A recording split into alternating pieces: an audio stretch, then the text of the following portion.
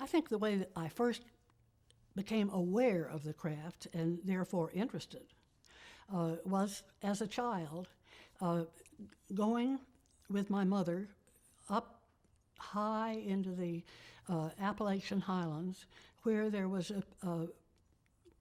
an old chair maker, and who still spoke the Elizabethan English. It's still a deeply, deeply traditional craft. And he made many chairs, and we used to go up and collect them because my mother loved them. And so we would order chairs all the time and go up into Appalachia to pick up these chairs. And it made me very, very conscious of the quality that went into really deeply traditional crafts. Like, for instance, the fact that the chairs never had a nail in them, and that the way they bonded them was not with glue, but was by putting a wet rung into a dry leg, and they would then bond together as the wood dried, so that they ended up being what they called settin' chairs, so that you can picture the old boys sitting back in their chairs and just setting against the house wall. Then later, with this kind of innate consciousness from my childhood, I did happen along to a period of time that was basically the birth of what I call the New Crafts movement. And that is a recognition of different kinds of crafts, of contemporary crafts that were coming along that were often created as artworks by college-educated people, and not just as functional objects. And that was a whole other level of consciousness relating to the crafts, and it's the one that certainly that I've spent my life in.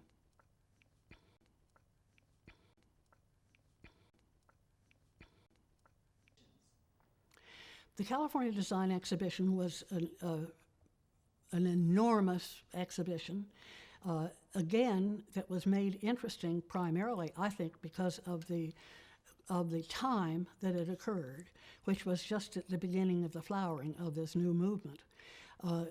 These were exhibitions that were held at the Pasadena Art Museum.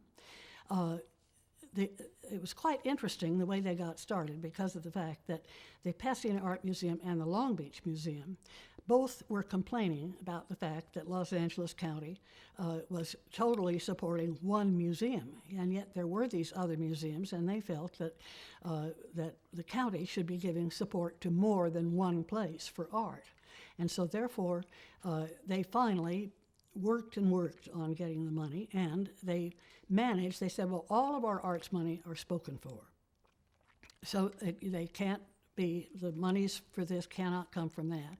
But maybe we could justify it by having it tourism money.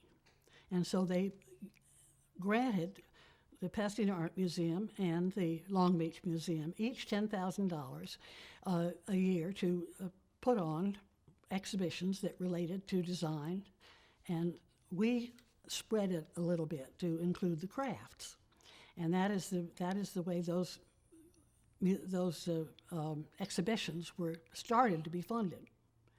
And then I became involved with it because I felt that this was I felt it was a very important movement that we were really watching and it was unfolding, and that more should be done with it. And I felt that very strongly that the exhibitions should be juried and that they should be larger and supported by catalogs so that they didn't just disappear when the material disappeared.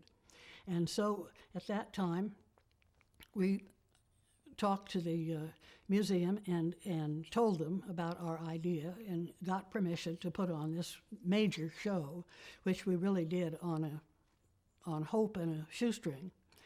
And I can still remember when I went to one of the members of the board of the museum and said that I felt so strongly about having a catalog, and I wondered if he would be willing to help us in getting enough money to do a catalog. And this man said, Wesley Dumm, his name was, said, and he was a Western man who knew such terminology, and he said, Judy, I think I'll grub stake you. And so that was the way we got the money to put the to do the catalog for the Design 8 show, which was the first one I did. Prior to that, they had been yearly shows that were quite modest in scale and simply chosen by the person the object chosen by the person who installed the show, because they had a tiny budget. And then we moved into this broader field of saying that we wanted to have them juried and the catalog, a handsome catalog to support the material. So that was the way. And then we charged an entry fee for the museum, which at that time we didn't do. And that was the way we funded in addition to the grant from Wesley Dumm, that was the way we funded the next shows, was from the gate of the past show. And also the sale of the catalog. I felt so strongly, in jurying California Design, I felt very, very strongly that the only way that you can really look at an object is by looking at an object, a three-dimensional object, and not looking at a picture of it. And so I felt that we had to jury, to be really fair, that we had to jury from the objects and not from slides. Nobody does this anymore. And even at the time of the California Design shows, almost nobody did, because it was harrowing, it was complicated, it was such work that you can't imagine, of hauling all these things around to have the jury look at them. But what we did do was that in order to have this be an exhibition that was really indicative of both Northern and Southern California, which have a somewhat different aesthetic also, that we should jury the objects in each place. So what we did was to send out a notice that the objects would be coming in, but we made 2 receiving depots, one here in Los Angeles, in Pasadena, in fact, down in a park in Pasadena. And that was the reason why in our design shows we started out using the outside photographs, because of the fact that we just took them out into the park. We took the objects into the park. And then we went on from there, needless to say, but we started that way. In Northern California, we were given a receiving, down here the city allowed us a receiving depot, which I had known about and got permission from the city to use. 2 big buildings with wonderful light in them, where we could photograph inside and where we could easily carry the objects into the park.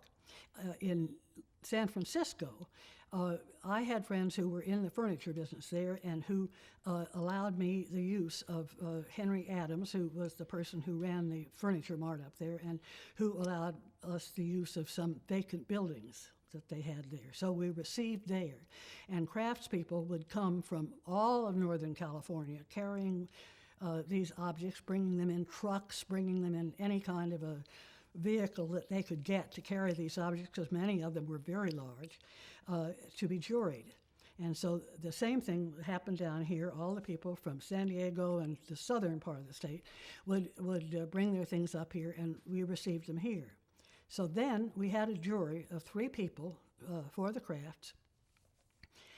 The 3 people would come here first and look at everything that we had received here in Pasadena. Then they would fly up to San Francisco and see what was up there, so that they could have a picture of the entity of the whole thing and make their judgments and make their selections, so that they were putting a show together while they were jurying. So they would jury up there, decide the number of things that they wanted to take, but also with the knowledge of what was down here, so that they would make a show, pull together a show out of it all. Then they'd fly down here and go through, and this took about 2 days to do all of this jurying, because we received thousands of objects. I mean, it really, nobody can imagine the hugeness of this task. I think that in the last show, I don't remember exactly, but I think we received 2,500 or 3,000 objects. Anyway, so, and from which we chose an exhibition of, as I recall, around 500. Anyway, so then after the juring was completed in both places, we would man with those wonderful craftsman volunteers who have that craftsman spirit that we talked about. They would come in and volunteer and man the receiving depots while for the 3 days that the people would come and pick up the rejects. Then we would ship the stuff from Northern California. It would all be packaged and shipped down here to Brookside Park in Pasadena, where these receiving depots were that we had down here. And then the photography started. And this went for months. And we were determined to have the catalog ready at the time of the show. So that meant that we would receive in September. And then jury at that time do our photography and then have the big hardback catalog ready for the show in March. But all of that photography took place either here or at Brookside Park, and then we began taking them to other sites in California. But that's the way the whole thing got started. But it was an arduous thing, and I don't know of any place that does that kind of jurying anymore.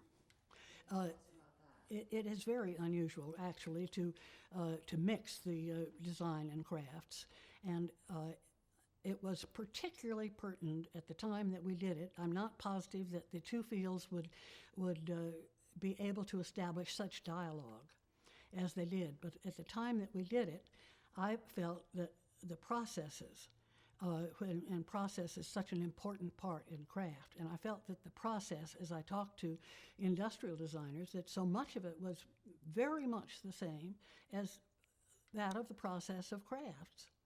I can remember talking to Charles Eames about this and his saying they're exactly the same. The only thing that's different is the foreseen end. That when I'm designing these chairs, I'm designing them with the idea of coming in multiples, and our idea is to get the cost down and to so forth. But the intent is the process is the same, although the final intent is different. And it was that dialogue between of the processes that kept those shows quite lively, and why we included both things.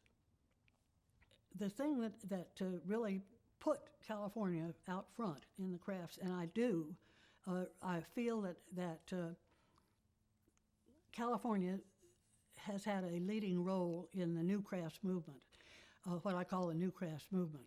And I think that this did come largely out of the California educational system, which in the East, crafts had been very kind of categorized, and even in the art schools, there were kind of classes of art. And I think that on the whole, that clay didn't come into in certain schools it did, but not a lot of them. And I think that the thing that happened out here was that the craftspeople, or not the craftspeople, but the people who were going to turn out to be the craftspeople, had gone back to college on the GI Bill. And this, to me, was the fountainhead of the new crafts movement, really, was the GI Bill. So that people who came back from the war, and they were the guys who were there on the GI Bill, that they had the opportunity of moving from department to department, and they were in college, you see, and so they moved in the art department, and at this particular point, there was enough demand so that metalsmithing and clay and so forth, all of the crafts materials were included for the first time in the university curriculum. And this consciousness of these age-old media suddenly thrown into a university setting where pure research was often the mode and was considered very important, rather than just technical learning, it suddenly brought a new dimension into the way people looked at the crafts, because they were using crafts materials, but they were using them as an art medium. And this really was something that did happen most strongly out here and most widely out here, although it did happen at certain specific places in the East where they had these long-going programs in craft materials. But it was much wider spread out here. And the result was that there was an efflorescence that was unbelievable that went on during that 50s and 60s period, in which suddenly all of the craft materials were available in the art departments. And the art attitudes were assumed rather than the craftsman's attitude, which was to make an object of use, but rather to make an aesthetic object became the thing that was being worked on. And people, the leading people, like Volkos, people of that kind, were dealing with a college attitude towards these age-old materials, which had always been used for use. And suddenly, these materials were being used for art purposes and for expressive purposes alone. And this made a huge difference in what was produced.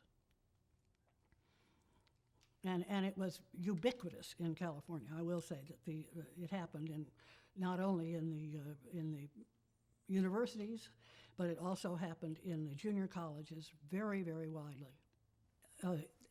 At the last design show, which was in 1976, I realized that this was that I had an amazing experience working over this 25-year period with the craftspeople, and that it had been moving, and that there was something that was very special, that there were generic qualities, in a sense, that I had run into in the field among craftspeople. And I just, as I saw the people coming in with the objects, it was really a tremendous experience, because they would come in, and a lot of people hate to have their things jewelry because it's wounding, and so much of oneself goes into the creation of the object. But these people would come in carrying an extension of their ego in front of them to have these things jewelry, and you would talk to them and find out about them. And I just felt that there was something that I didn't care if we sold any or not, that I had to publish as a record, that I had to publish something that told about the craftspeople themselves and their lifestyle, because it was different. It was not your average urban dweller. There was another sensibility, another sensitivity. And so we decided that we would do a book which was called Craftsman Lifestyle, The Gentle Revolution. And we photographed, I've forgotten how many, maybe 100 craftspeople all over the state of California, and photographed them in their own places of being, in their own houses, and simply wrote about them as human beings, as a record of this phenomenon of the craftsman's movement, which did well up as a real movement. It was not just your average group of people who work with their hands, because after the war there was this wave, so that it was a wave. It was really and truly something that happened to the shores. It reached the shores in a special way. And so we recorded it for that reason. I was putting together an exhibition that was called Islands in the Land.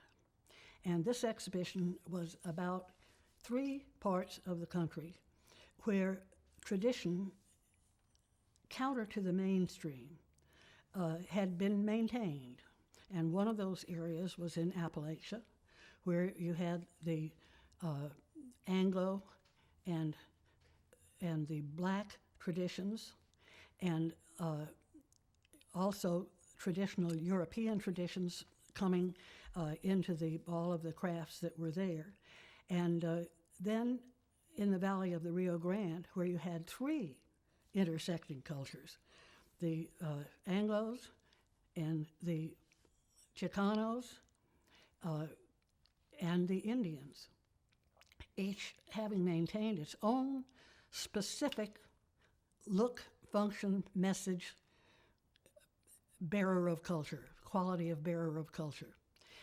And while on this jaunt, which took us into craftsmen's homes all over the Southeast, I had remembered the chairs that my mother had made when we were in the mountains of Tennessee, and I was determined to find a chair that was like that, and that really and truly didn't use nails and didn't use glue.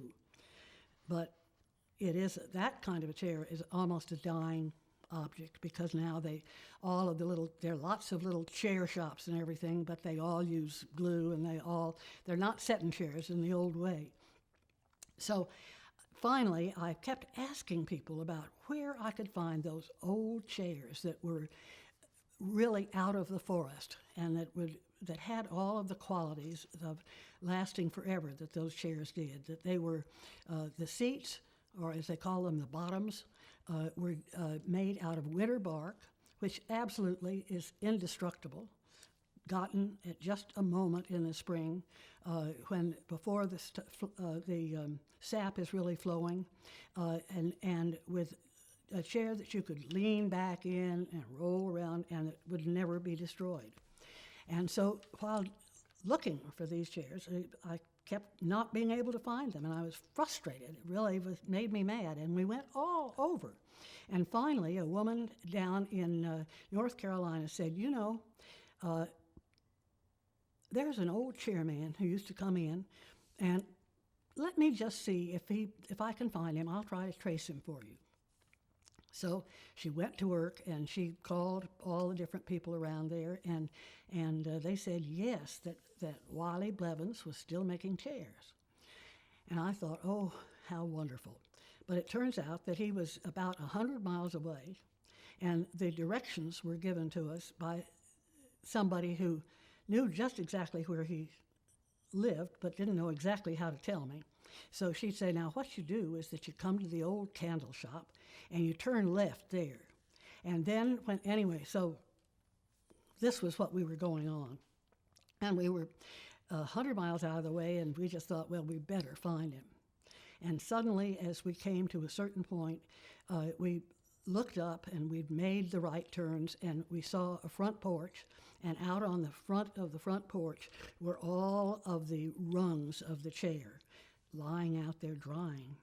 And we knew we had the right place, and so we went in. It turns out that Wiley Blevins was a deaf mute, and that this was the way he supported himself, by making these chairs.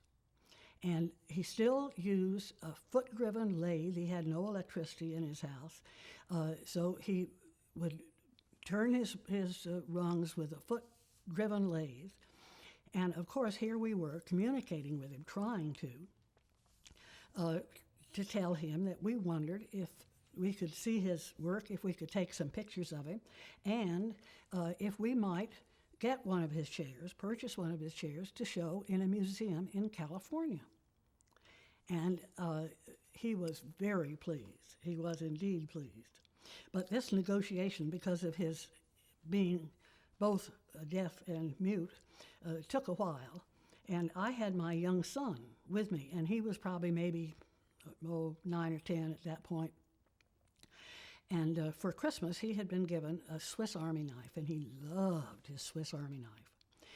And all the while that we were making these long communications about how the chair would be gotten to us, and could it be shipped, and was this, all this kind of thing, my son was whittling. And I noticed Wiley's eyes glancing over and really looking covetously at that Swiss Army knife. And finally, I got my nerve up and asked my son if he would be willing to give Wiley that knife, because I thought Wiley would love it, and that this had been a wonderful day for us. We had seen him make the chair, and it had been a moving experience. And so I was so proud of Rennie because he didn't hesitate a minute. He turned around and he gave Wiley his most precious possession. And I almost wept. I was so happy. And Wiley almost wept. He was so happy. Anyway, so then we went home, and time passed, and we had the exhibition called Islands in the Land. And it was a very kind of a wonderful exhibition, because, at least from my point of view, because it showed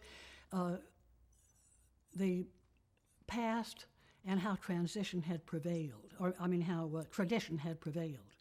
And so that we had the chair that was from 1850 or whenever, and then we had Wiley's chair. Anyway, the chair did arrive, and then later came a letter from Wiley's niece, and it said, "I just wanted to thank you for putting that chair in your show, because Wiley died last week, but before he died, he said, I knowed I made a good chair." And so that had and that is the chair that is right out in my room out there, and with the witter bark bottom on it, and the and made of the wood of that countryside. The other thing that intrigued me, so you see, was the fact that the pattern of that chair, the regular chair with the 3 slats on the back and the perfectly simple chair, that pattern went across the country, and you see it bespeaking the place in each countryside that you pass through. Because, for instance, we also, in that same show, had a chair from New Mexico, and that chair was cottonwood, and the bottom was made of horsehide thongs. But it was the same design and the same chair. So, they're all over the country. There are islands where crafts from a given culture, they're disappearing all the time. TV has really done harm to the integrity of crafts in a certain kind of way, because everything is now homogenized, as everybody can see everything and hear everything. So with all of these communication methods, we're coming into a situation in which everybody has seen everything and everybody has heard everything.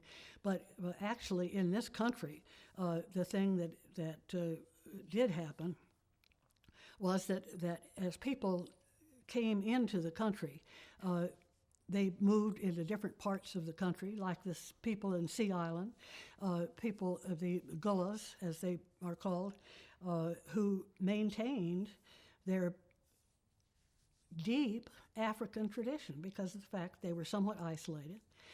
The same thing with the Indians. Also, there are all through West Virginia, there are islands of Czechs.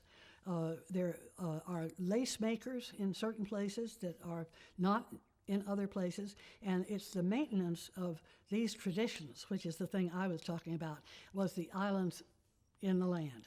Islands where traditions had been maintained, traditions of a culture had been maintained, counter to the mainstream. The Hispanic tradition in the Southwest is, strong and loudly spoken at this point, and very much recognized. The same thing with the separate kinds of basket makers, that they are, the sweetgrass baskets are another example of that kind of thing, where because of the existence of materials in a given place and the existence of the people who settled there in the beginning and used the materials at hand and spoke in the culture from which they came, that tradition was established in that place. And there are these islands still, and I felt it was important to try to pinpoint them because of the fact that they are disappearing.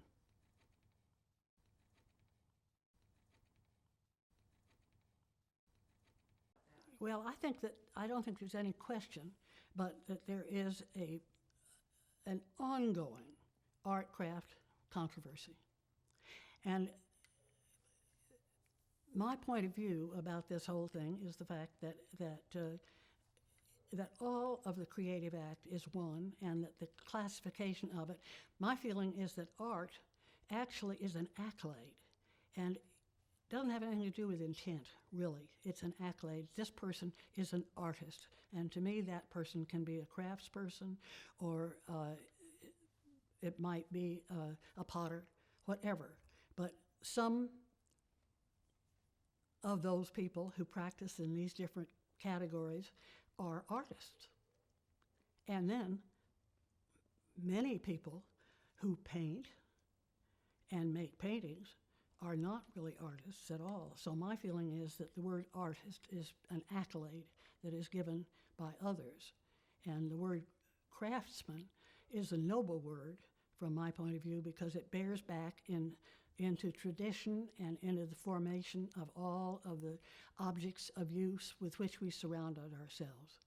And to me, one of the things that I think there are actually two different kinds of people. Well, obviously a lot more kinds than that, but just as there are very visual people and then there are very oral people.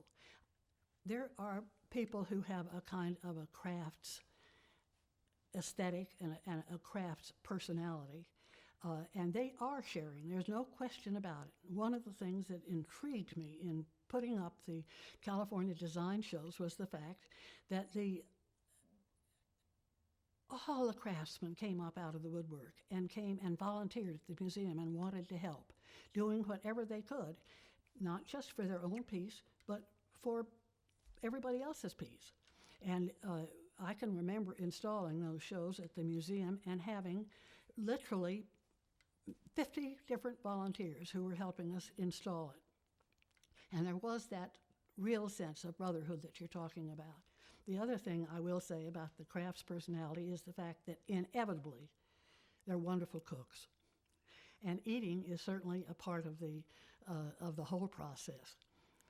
So that I think some artists may be good cooks, but not inevitably. And not certainly in terms of group effort. My experience is really almost not at all. That they don't have the same feeling about coming in and helping.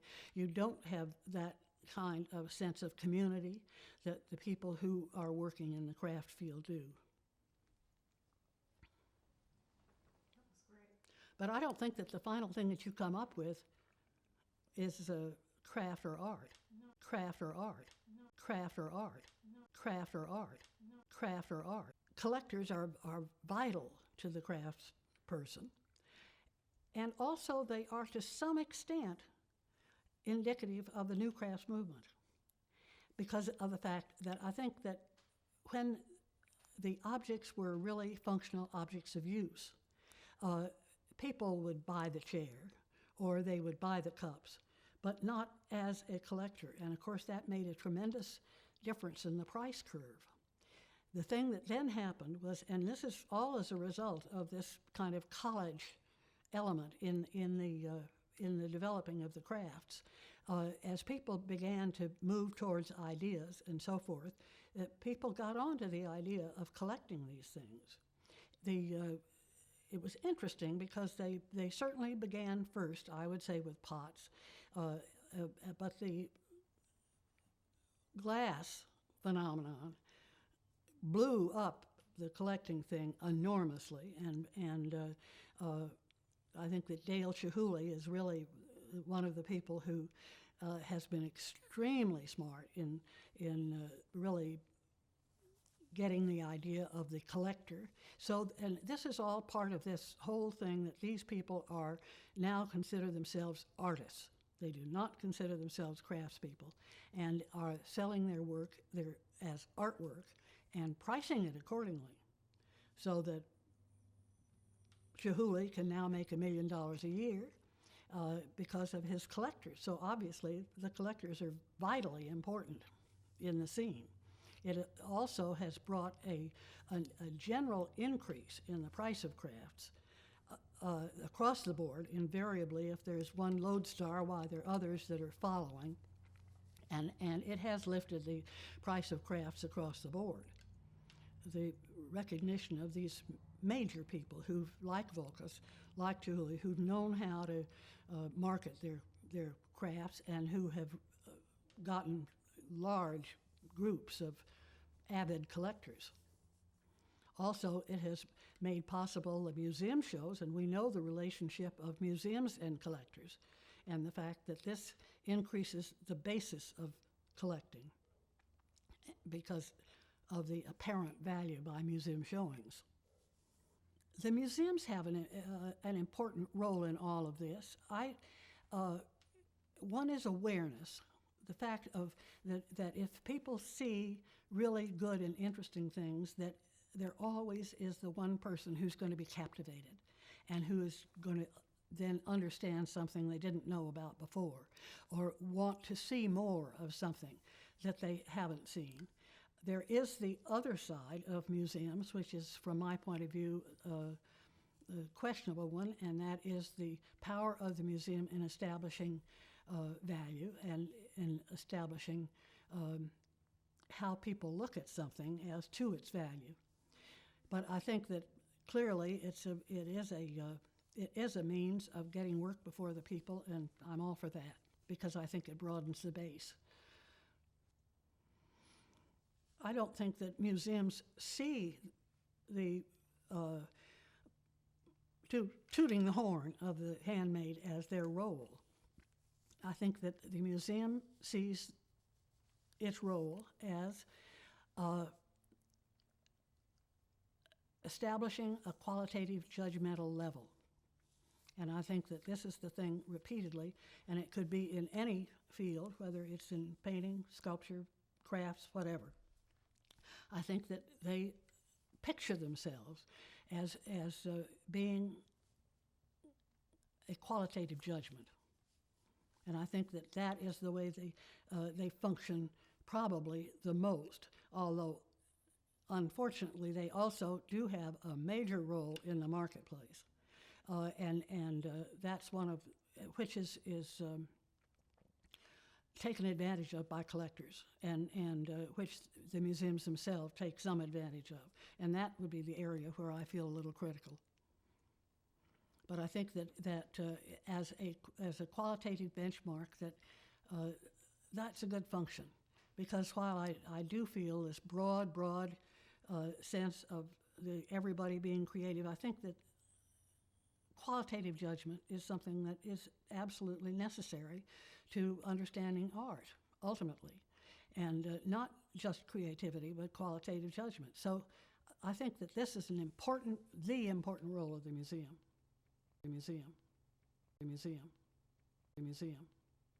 The role of the National Endowment for the Arts has been an interesting one, actually. When the endowment was founded, Nancy Hanks, who had a Southern background and understood crafts, actually felt very strongly that there should be a Department of Crafts in the endowment. But in good political manner, they went and they talked to craftspeople all around the country about this. And all of the craftspeople to whom they talked, who were mostly those college-educated people, said, "Oh, no, not a Department of Crafts. We want to be in the visual arts because that's what we are." And they saw themselves as whole, but they didn't understand the enormous political difference that it would have made to have had their own department. So Nancy Hanks bowed to their wishes, and the crafts were included in the visual arts. I think, actually, probably to financially, to the detriment of programs that would have really gone towards craftspeople. Because now they were in competition with all the sculptors, all the painters, and all of the people of the museums, which the visual arts program was supporting. But in any case, that's where it was and still is. I think that the endowment has done not so much a numerical, made not so much a numerical difference as it has a qualitative difference in the quality of the crafts that are being done throughout the country. And I think that I feel very sad that the awards to individual craftspeople has been discontinued, because I think that that was a great accolade. It was something that craftspeople aspired to have one of these fellowships. But I think that they finally, as the funds for the endowment were cut, they had to cut various aspects, and so they did cut the fellowships and moved into only funding the exhibitions across the board, and that, or studies of that kind, but not the individual fellowships any longer. But I think that the qualitative difference that they made was profound. I was in Washington for 3 years, from 1978 to 81. And of course, the crafts, and I was there as the crafts coordinator, the head of the crafts department, however, which was in the visual arts department. We did undertake a number of proactive activities on behalf of the crafts. We did have separate panels for the crafts fellowships. And we also had a quite major national program that was called the National Crafts Planning Program, which was hearings across the country to assess the needs of craftspeople. And this was unfortunately discontinued after I left, so that our hearings couldn't end up in the kind of action that we had planned to have them end up with. But they did reveal the needs of craftspeople across the country very clearly, and I think from that point of view that it was a beneficial program. Anyway, I was there for 3 years and had the marvelous opportunity of going all over the country, talking to craftspeople, seeing what was done, not just in California as I had before, but seeing all the way across the country and in depth, and getting a sense of both of place and from which the craftspeople emerged, and trying to decide if there was such a thing as a real sense of place. And increasingly, the crafts field has become homogenized, what with the publications and so forth, that there also have been. So on the other hand, it was true that, for instance, up in Seattle, there were an awful lot of fish to be seen in all of the crafts objects, and so there was. And then you did feel the weight of tradition, both in New Mexico, for instance, and in Appalachia. So there's some sense of place, but generally it's not pervasive in the crafts, I think, at this point. But in any case, from my point of view, the endowment was a great privilege. The American Craft Council was established during the Depression by Mrs. Webb, who was a Vanderbilt, and who was a remarkable woman who really felt that the crafts were tremendously important, but she thought of it more in the way that Mrs. Roosevelt would have thought of the crafts as being terribly important, and that is the actual practice of the traditional crafts. That is, making the baskets, making all those things, those objects of use that had always been made. But the moment came when Mrs. Webb underwrote the establishment of the American Crafts Council in an absolutely expansive vision that I think was remarkable. And she underwrote it and over the years, but they are established in New York. And I think that now I sound very parochial and very chauvinistic, but I think that has made a difference. They have tried to be a national organization, and they have actually served the field well, so that I don't mean this in a really negative way, but I mean it that I think that it's too bad that they could not have been weaned from several bottles so that they could have the New York kind of an attitude, and the East Coast kind of an attitude, which deals with tradition much more than the West Coast does. But that also, and they have tried. So as I say, I'm not really being deeply critical. I just think that if it could be more national, that it would be more representative of what the real movement really is. But it's been a wonderful influence, and they have one of the, other than the publications that deal with specific media, it is the one of the few general craft magazines that really does let people know nationally what's going on in the crafts. It's played a tremendously important role. So I'm not, in saying critical things, I'm not doing a general put down. I'm doing more of a critique. Well, there was the World Craft Council, but that went out of business. And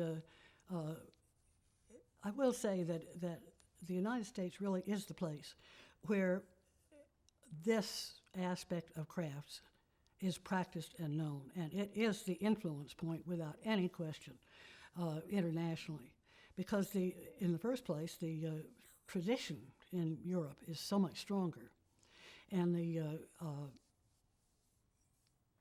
people are fundamentally a little bit more conservative and tend to follow tradition more. My daughter lives in Italy, and I've gone and looked at a lot of places there and a lot of craftspeople. And everything that they're doing is reflected out of these publications and out of the forward motion here. Maybe a little less so now, but this was certainly for the last 20 years or 30 years, that's been true. But on the other hand, of course, we could certainly benefit by getting a little bit of input of some of the European traditions.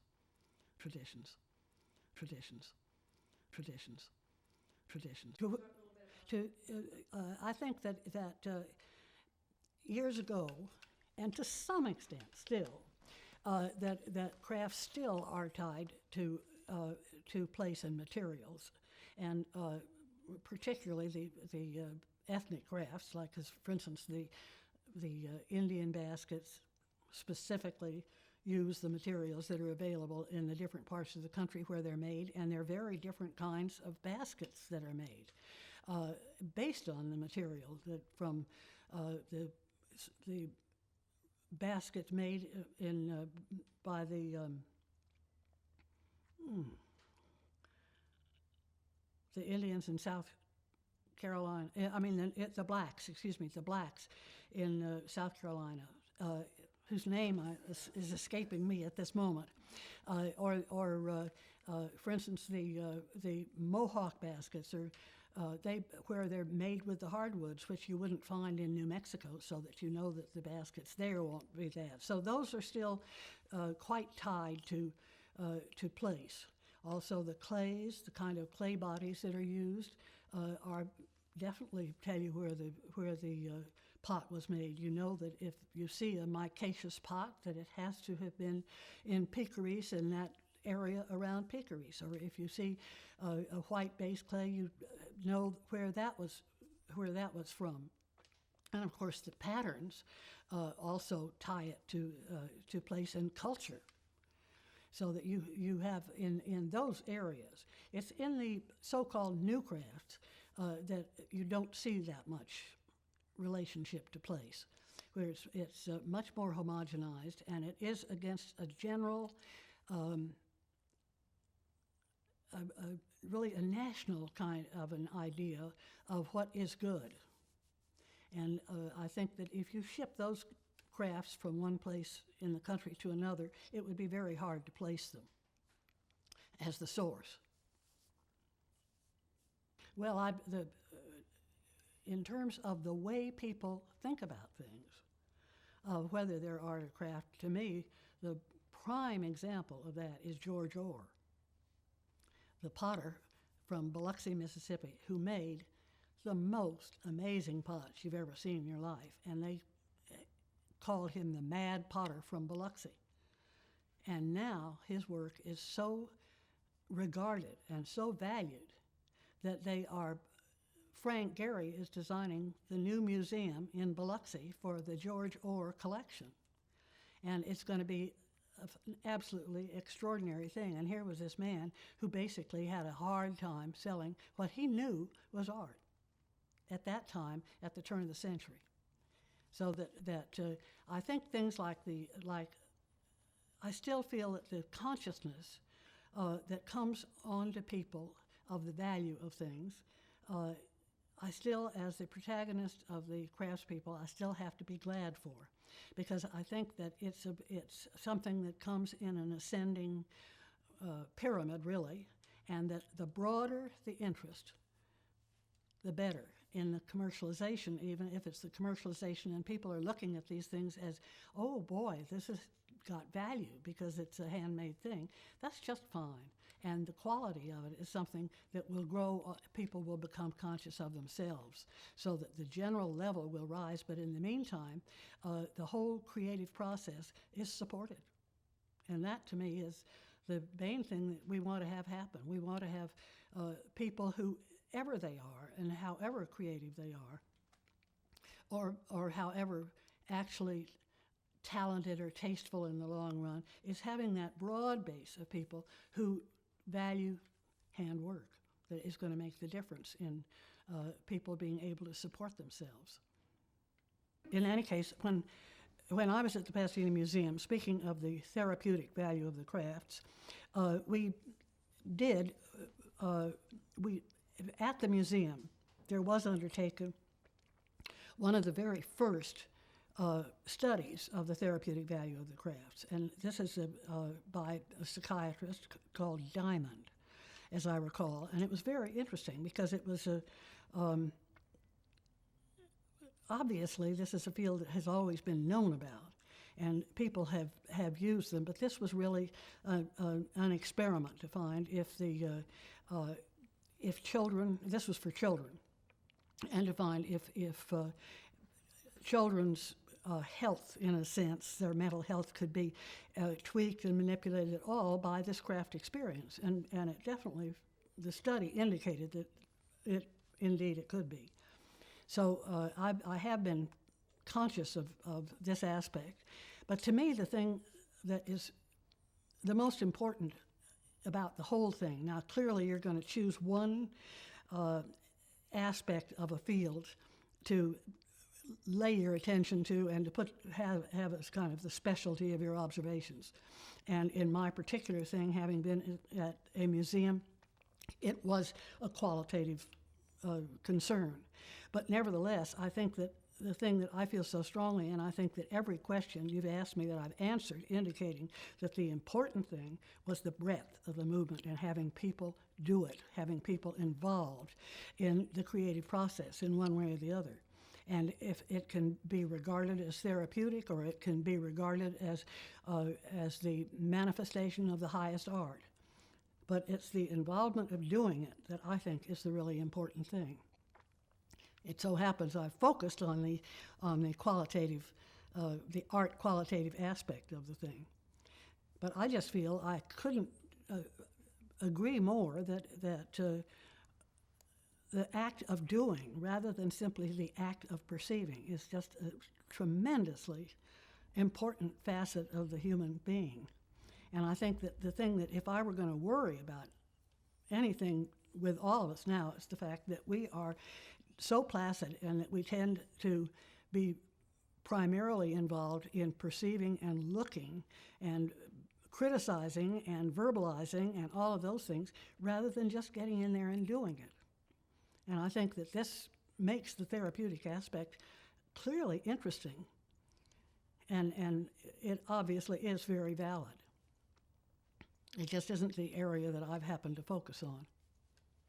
Crafts have been viewed in many ways, and therapeutic insights, the possibilities of therapy through crafts has been something that's been recognized for a long time, and it's actually something that many studies have been done on, and it is known that if you work with your hands, it can help your state of mind. I think that the main flow of the crafts that we have been talking about is something that doesn't think much in those terms, really. They're not thinking of the crafts in any way as therapy. But I think it is recognized, and I think it is accepted.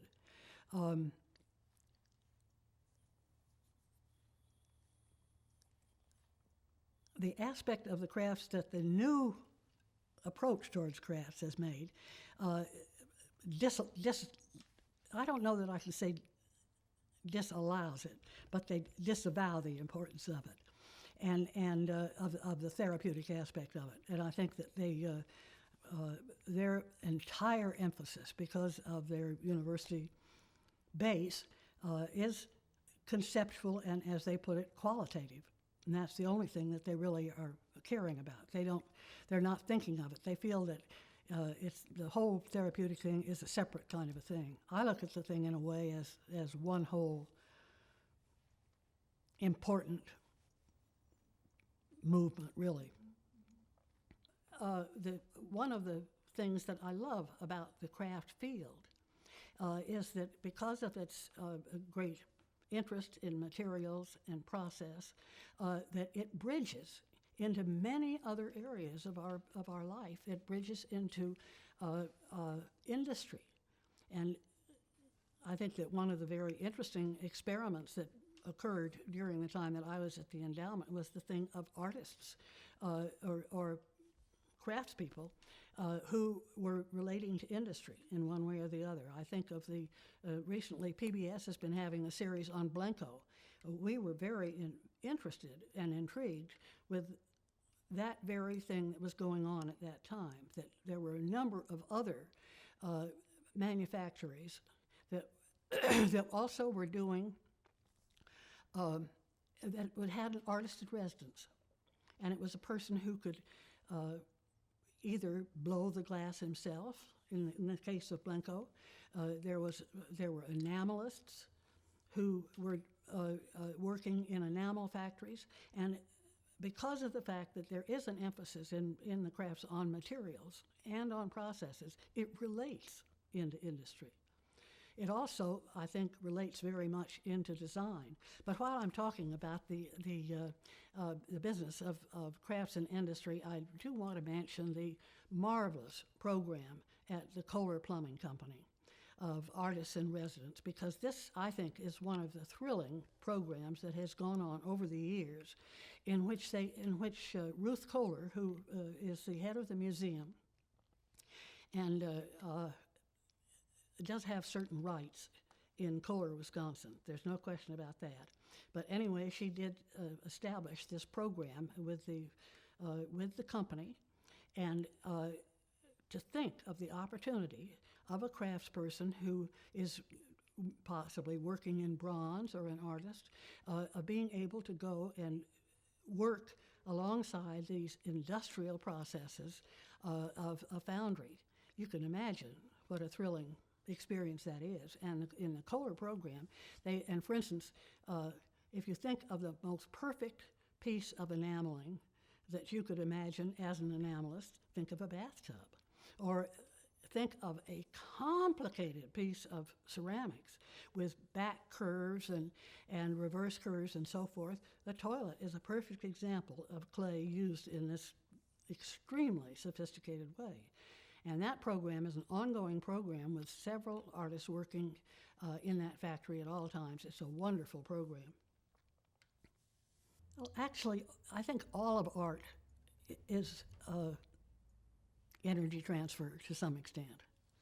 And the crafts, because of the hands-on nature, very much so. I think that it bears the energy. Some way you can sense when you look at a piece that really has that energy. You can feel it. It is transferred. But that's through time. I think that is, you look at crafts through time and you can sense the energy of the makers. And I think this is one of the moving qualities of it, is the palpable quality of crafts. And also the fact that the crafts essentially transcend time, and they transcend styles, and because they are really evocations of the human spirit. And I think that you feel that when you touch a pot or that bears the imprint of that hand. It has that strength of the maker, of the transfer of the maker. I think all the arts are democratic. Actually, I think that people who use that way are, if people use the word democratic as saying crafts are talked of as democratic, but painting is not, or sculpture is not, that's used in a pejorative way.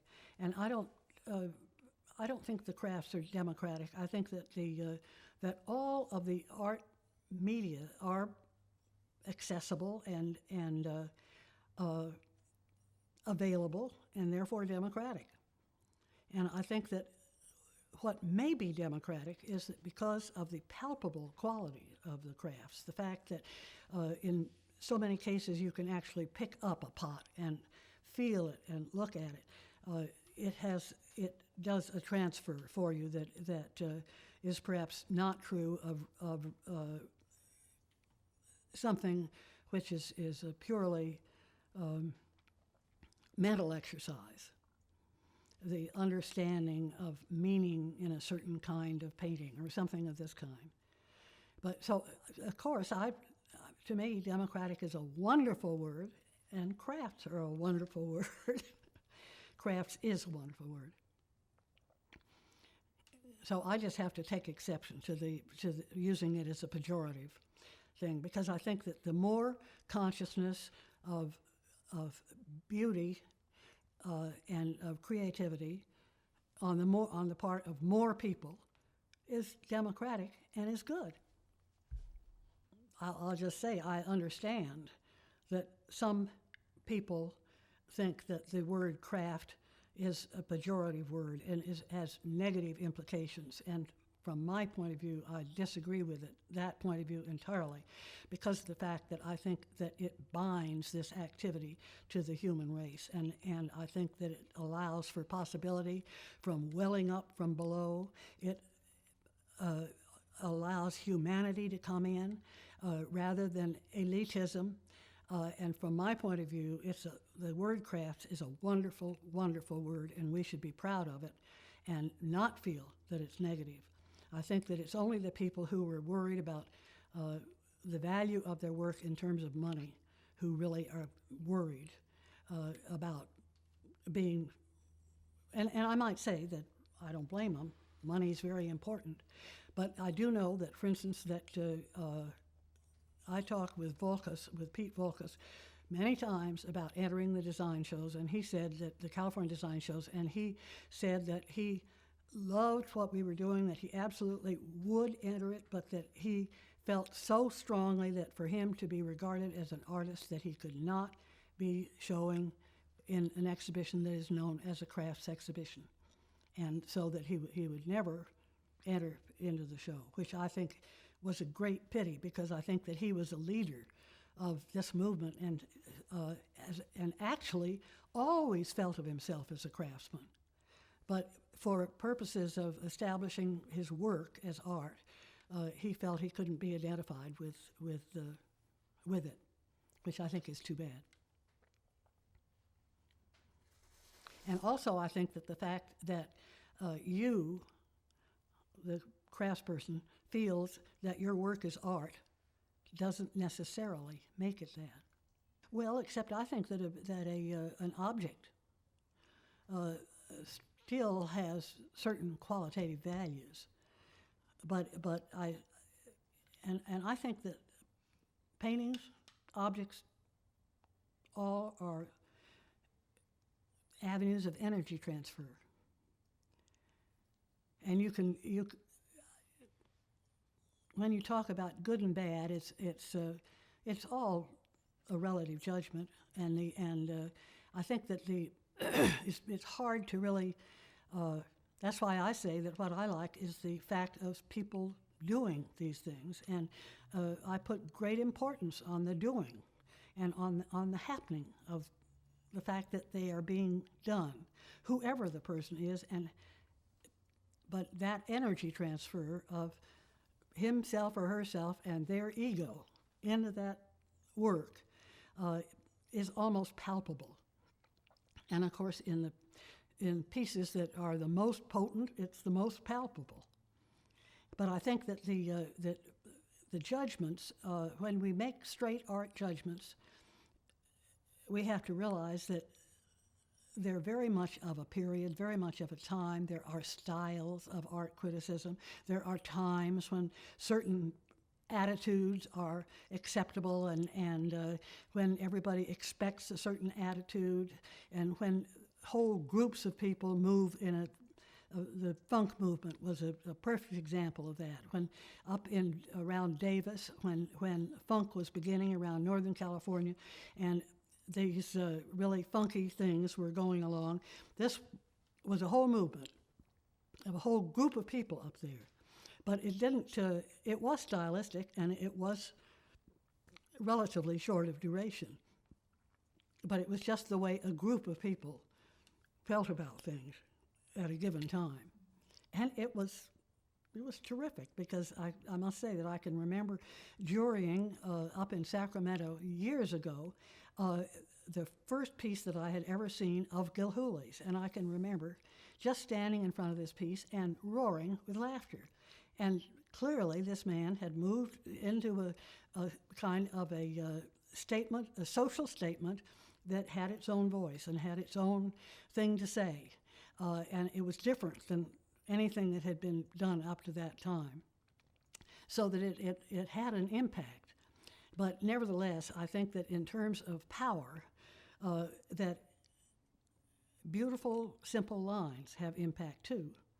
And it doesn't have to be, and that beautiful, simple lines can be conceptual as well as something that actually looks as if it's telling a story.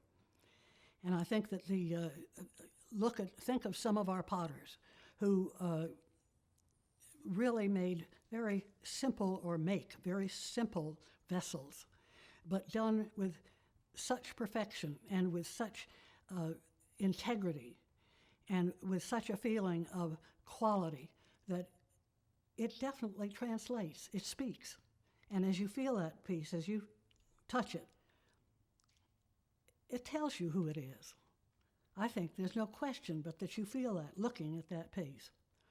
And it's a kind, as I say, of energy transfer. You can't look at a Volkas pot without feeling the brimming, enormous masculine energy of this man.